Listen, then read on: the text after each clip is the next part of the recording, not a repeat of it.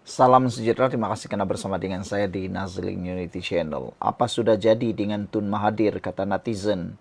Semakin menjelang 100 tahun, semakin keliru Mahathir dengan perjuangan politiknya.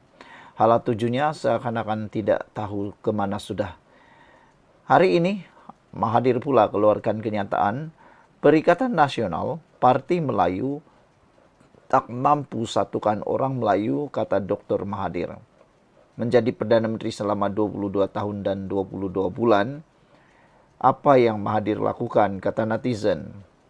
Mahathir berkata perpaduan Melayu tidak mampu dicapai dalam ruang lingkup parti politik karena mereka semua ada agenda tersendiri. Ada yang bertanya kepada Mahathir, kenapa baru sekarang dia bercakap? Kenapa tidak dulu sewaktu dia menjadi Perdana Menteri, dia tidak usahakan perkara ini?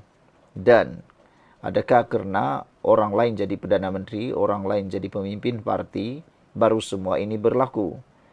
Adakah hanya parti pejuang yang boleh melakukannya? Parti Berteraskan Melayu dalam Perikatan Nasional PN gagal menyatukan orang Melayu menurut Dr. Mahathir Mohamad. Adakah dengan ini juga selepas kritikan pedas Tun Mahathir ini menyebabkan beliau dipecat dalam SG4 sebagai penasihat parti ataupun penasihat SG4? Kita tahu Mahathir adalah penasihat SG4 dan baru-baru ini beliau condong dan cenderung menyokong Perikatan Nasional. Tapi hari ini lain pula nada beliau. Dia sendiri menyatakan bahawa Perikatan Nasional gagal menyatukan orang Melayu menurut Dr. Mahathir. Pemimpin yang pernah menjadi Perdana Menteri sebanyak 2 kali ini berkata, tiada satu parti politik Melayu berupaya membawa orang Melayu bersama. Perpaduan Melayu tidak dapat dicapai dalam ruang lingkup parti politik kerana mereka semua mempunyai agenda tersendiri, katanya. Kita mahu orang Melayu bersatu dan mengundi orang Melayu. Apabila PRU akan datang, ada kaedah untuk orang Melayu menyokong calon memperjuangkan kepentingan Melayu, katanya tanpa penjelasan lanjut.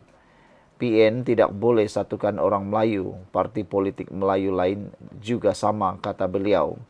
Jadi adakah parti pejuang yang beliau perjuangkan selama ini yang kalah teruk dalam pilihan raya baru-baru ini sehingga tiada satu pun menang, bahkan semua hilang wang deposit? Adakah parti itu yang boleh menyatukan Melayu? Parti ini ada agenda tersendiri dan mereka tidak mampu satukan kita, kata Mahathir yang juga bekas Presiden UMNO. Mahathir berkata demikian pada pelancaran buku terbaharunya 100 Pesan Tun Mahathir Membina Keluarga dan Bangsa. Mahathir yang menjadi Perdana Menteri di bawah Barisan Nasional bermula 1981 hingga 2003 dan bawah Pakatan Harapan PH bermula 2018 hingga 2020 juga menjelaskan beliau tidak lagi terikat dengan mana-mana parti politik.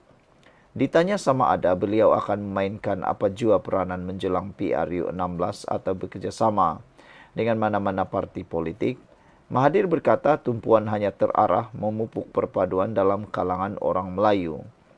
Saya sentiasa mempromosikan perpaduan Melayu. Hanya dengan orang Melayu bersatu kembali kuat dan memimpin negara ini, kata beliau. Jika orang Melayu kekal berpecah dan gagal bersama, mereka akan kehilangan pengaruh dan tiada peranan pada PRU 16, kata Mahathir lagi. Berbekalkan pengalaman luas menerajai pelbagai platform politik berdekad lamanya, Mahathir ada menyebut penentangan bersejarah terhadap Malayan Union sebagai contoh kecekapan perpaduan Melayu.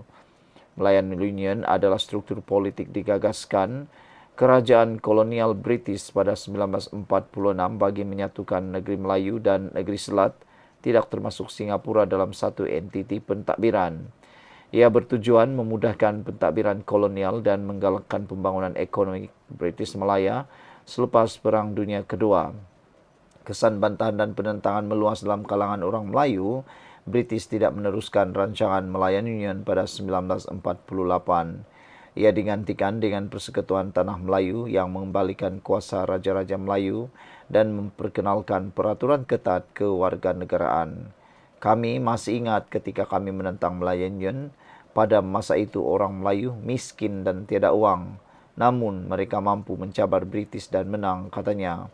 Mengapa? Kerana mereka bersatu. Hari ini mereka tidak boleh menang kerana mereka tidak bersatu, kata Tun Mahathir. Salah siapa? Anda jawablah sendiri. Soalan itu harus ditanya kepada Tun Mahathir semula. Salah siapakah perkara itu? Salam sejahtera. Ini keputusan tidak rasmi pemilihan PKR. Senarai tidak rasmi, naib presiden dan timbalan presiden PKR. Saudara, sebelum kita teruskan ulasan ini, jangan lupa tinggalkan komen Anda. Siapa sebenarnya pilihan Anda yang patut menerajui PKR selepas ini? Karena dapat dinyatakan, peneraju PKR selepas ini, yaitu timbalan presiden, bakal menjadi presiden. Selepas menjadi presiden, maka dengan itu bolehlah dianggap kalau PKR berkuasa lagi di Putrajaya, beliaulah yang akan menjadi Perdana Menteri. Jadi secara pribadi tolong bantu saya, tinggalkan komen kamu. Siapa yang layak jadi Perdana Menteri? Sama ada Nurul Izzah Anwar ataupun Perdana Menteri baru daripada keluarga yang baru, yaitu Rafizi Ramli. Siapakah antara mereka ini yang lebih layak? Pada pendapat saya secara pribadi, kedua-dua mereka ini mempunyai kualiti yang tersendiri. Mempunyai perbezaan kualiti yang tidak jauh beza. Dua-dua ada kelebihan dan kekuatannya. Dari segi kekuatan Rafizi Ramli, beliau memang pakar dalam ekonomi dan memang lantang serta mempunyai pemikiran yang sangat reformis.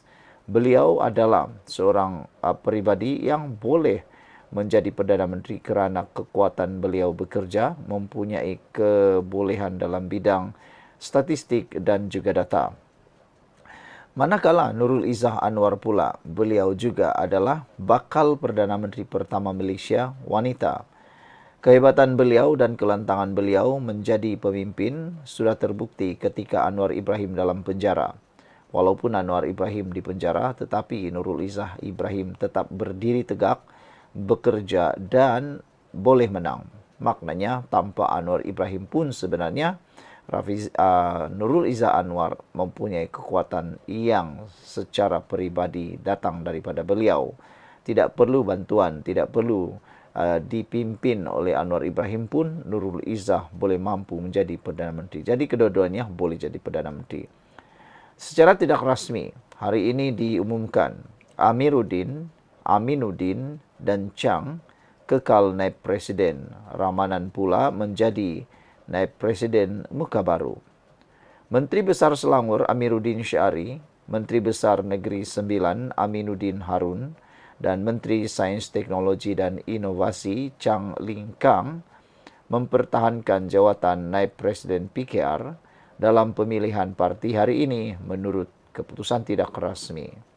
Sementara itu, Timbalan Menteri Pembangunan Usahawan dan Koperasi Ramanan menjadi muka baru yang memenang jawatan naib presiden. Menurut sumber parti, keputusan rasmi akan dijangka diumumkan pada pukul 9 malam ini.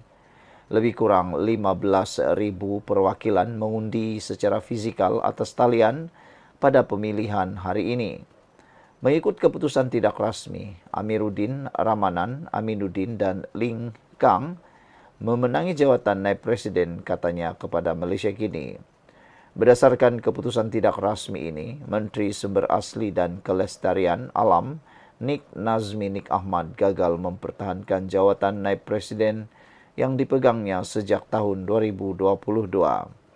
Pada pemilihan kali ini, seramai 12 ahli PKR bersaing merebut 4 kedudukan untuk jawatan naib presiden. Berikut adalah 7 lagi calon yang tewas. Yang tewas ialah Sim Zi Zin, ahli Parlimen Bayan Baru, R. Yunegeswaran, ahli Parlimen Segamat, Dr. Satya Prakash Nadarajan, Ketua Cabang PKR Hulu Selangor, Adun Sui Anyit, Ketua Cabang PKR Hulu Rajang, Senator, Hui Loi Sian, bekas Exco Selangor, Mustafa Kamil Ayub, pengerusi Institut Keusahawanan Negara, dan Manivanan Gowin, Ketua Cabang PKR Jempol. Dan tentunya yang paling menjadi hangat sekarang ini ialah pengumuman secara tidak rasmi juga yang melibatkan timbalan Presiden Parti PKR, yaitu kemenangan Nurul Izzam mengalahkan Rafizi Ramli. Dan menurut laporan tidak rasmi yang kita terima, Nurul Izzam mendahului dengan lebih 4.000 majoriti undi. Sekian dulu, kita jumpa lagi.